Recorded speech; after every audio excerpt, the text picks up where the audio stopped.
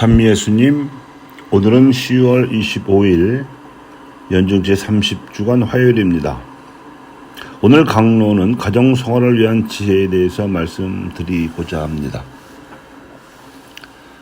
지난 주일은 전교주일이어서 민족들의 복음화를 위해 기도했습니다만 이를 위해서도 전제가 되어야 하는 것은 가정들의 복음화입니다. 전제일 뿐만 아니라 목표가 되어야 할 수도 있습니다.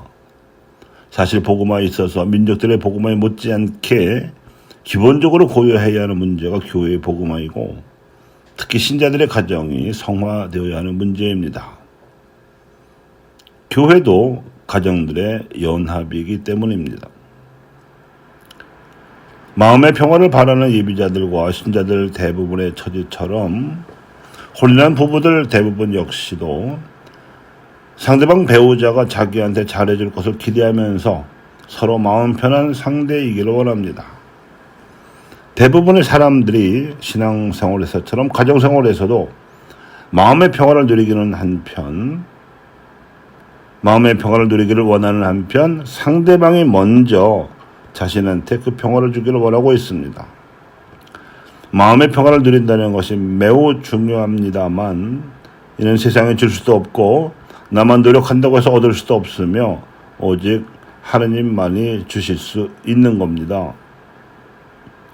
여기서 생각해 볼 것이 있는데요. 우리에게 평화를 주실 수 있는 하느님이신 예수님께서는 평화를 이루는 사람들이 행복할 것이라고 말씀하시면서도 이 평화를 주시기 전에 칼을 먼저 주셨습니다. 거짓 평화를 깨트리라는 뜻이었습니다. 예수님 자신의 경험만 보더라도 공생활 중에 마음의 평화를 누리셨던 경우가 얼마나 되셨을까요? 하나님이신 그분도 늘 그리고 어떠한 상황에서도 평안한 마음을 지니시지는 못하셨습니다.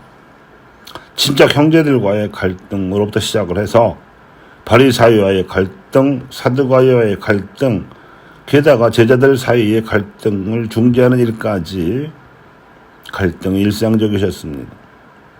가장 큰 갈등은 당신의 운명과 직결된 것이었습니다. 오죽하면 겟세마네 동산에서 피땀 흘리시며 공포와 번민에 쌓여서 하나님께 기도하셨겠습니까? 그분의 평화는 당신의 삶을 하나님 아버지의 뜻에 맡겨드린 다음부터 비로소 찾아왔고 그분이 평화를 온전하게 누리시게 된 때에는 부활하신 다음이었습니다. 만만치 않은 갈등을 치열하게 거친 다음에라야 그분은 제자들에게도 평안하냐고 인사를 건네셨고 당신의 평화를 나누어 주셨습니다.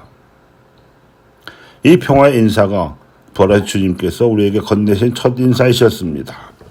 우리가 미사적 영성체 하기 직전마다 듣는 인사입니다. 따라서 마음의 평화나 가정의 평화 역시 혼전하는 갈등을 회피하거나 외면해서는 얻어질 수 없으며 오히려 이에 직면하고 이에 부딪혀서 해소한 연후에라야 얻을 수 있고 먼저 평화를 얻은 사람이 그 평화를 상대방에게 건네줌으로써 체험할 수 있도록 해주어야 합니다. 부부 사이에서는 이 방법이 대화입니다. 대화를 통해서 솔직한 진심이 공유되어야 한 마음이 될 수 있고 한 마음이라야 진정한 일치가 찾아옵니다.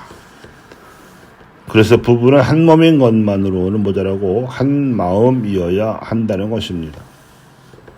한 마음이 되려면 갈등도 대화도 평화도 하나님 안에서 맡겨드려야 하지요. 그러면 그 일이 우리의 일이 아니라 하나님의 일이 됩니다. 사실 따지고 보면 창조된 이래로 세상에서는 언제나 문제가 끊이질 않았고 모든 사람의 인생에도 그러했습니다. 물리세계에서 적당한 마찰 저항이 있어야 오히려 안전하게 나아갈 수 있듯이 인간관계는 일정한 갈등이 있어야 정상입니다. 갈등을 풀어가는 데에서 오히려 우리의 인간성이 빛을 발하게 되는 것이고 갈등이 해소되는 과정에서 일치도 더 굳세워질 수 있습니다. 이러한 이치는 한평생을 함께 살자고 약속한 부부 사이에서도 똑같기 때문에 만날 때부터 천생연분인 부부는 세상에 없고 서로 대화하고 서로 노력하면서 천생연분으로 되어갈 수 있을 뿐입니다. 상대방이 좋아할 정도로 늘 노력하는 자세가 부부간 화목의 비결입니다. 이 처방에 대하여 오늘 복음에서 예수께서 말씀하시는 겨자씨나 누룩의 비유는 혼인한 부부들에게 있어서 가정을 대상으로 할 때에도 딱 들어맞는 비유입니다.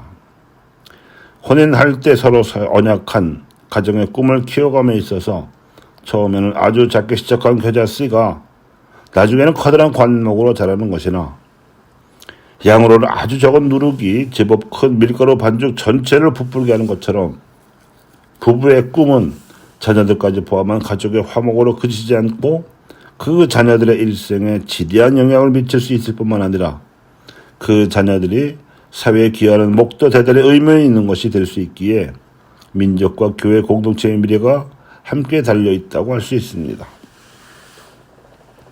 사도 바울은 신자 부부들의 가정을 예수님과 교회의 관계에 빗대어 남편과 아내가 서로 목숨을 바쳐 사랑할 것을 권고하였습니다. 혼인성사의 가르침이기도 한 이 권고에 비추어 믿음으로 혼인한 부부들이 혼인상사의 은총을 잊지 않기를 기도합니다.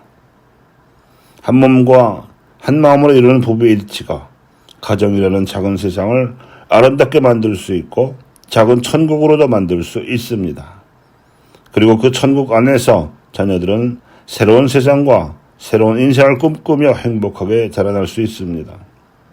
그리고 서로 간의 작은 갈등을 주저앉지 않고 용기를 내어 서로에 대한 신뢰 속에서 대화하고 희생으로 사랑을 보이시기 바랍니다.